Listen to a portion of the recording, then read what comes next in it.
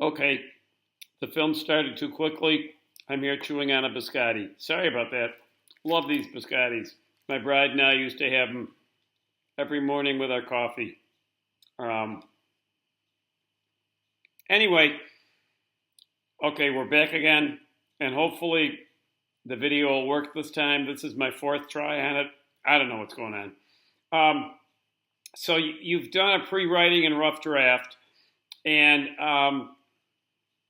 the pre-writing again. We talked about that last week, but that's what you do before you actually start writing. So we're talking about a writing process here, and the process is a series of steps. Step one is the pre-writing, and again, what we did. You're writing a description of a room, and so for your pre-writing, you were making a list of everything you saw in that room, and then you went about putting some kind of order to it. Are you going to write when you describe the room? When you try to make me see it, are you going to go from front to back, or ceiling to floor, or big things to little things, or whatever? Okay, so you arrange things that way. And then step number two was a rough draft. And in a rough draft, it's supposed to be done fast and rough. So you're not supposed to be thinking about things like punctuation, spelling, sentence structure, grammar, all that stuff. That's not part of the rough draft. And some of you didn't do things that way when you wrote. You tried to make everything perfect, which means you were stopping and thinking.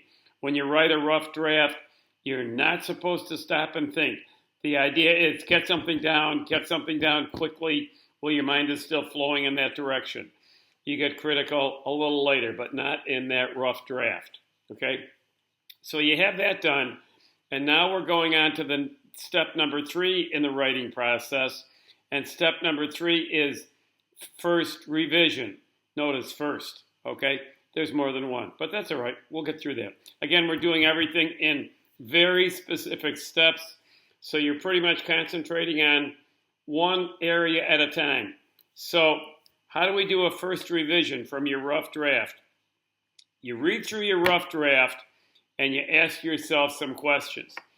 First of all, does it say anything? As a reader, is it communicating with me? Okay, because that's the reason for writing is communication.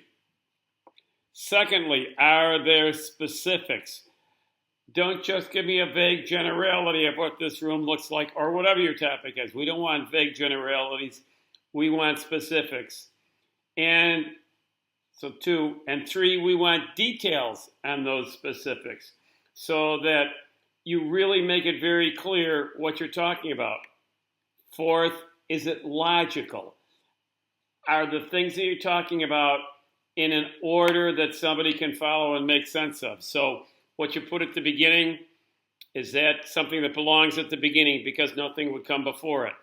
And what you put at the end, is that what you'd put at the end because nothing comes after it and the other stuff goes in the middle? So is there logic, beginning, middle, end? Okay? And that's really all you do in a first revision. There is no concern yet about structure, grammar, spelling, punctuation, all of those things that cause you to really slow down, okay? We are following a very specific process.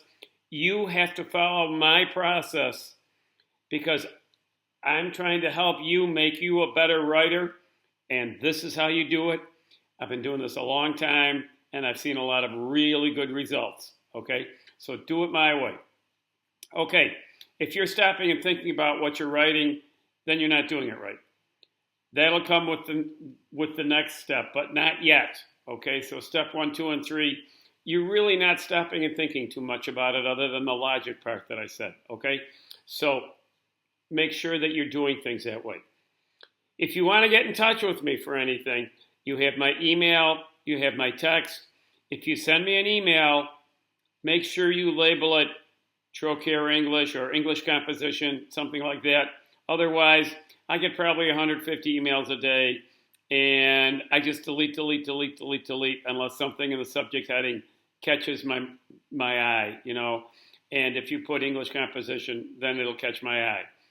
If you want to call me on the phone, you have my number. Feel free to do that anytime. I give you my number because I want you to call me if you need to. Okay? Feel free. And I'm giving you due dates on this stuff. Okay? And I would really like it on the due date. But your child gets really sick and is throwing up. How in the world are you going to get this paper written? So when that stuff happens, get in touch with me right away. Okay? So you know where we are. You know what we're doing. Keep up the good work.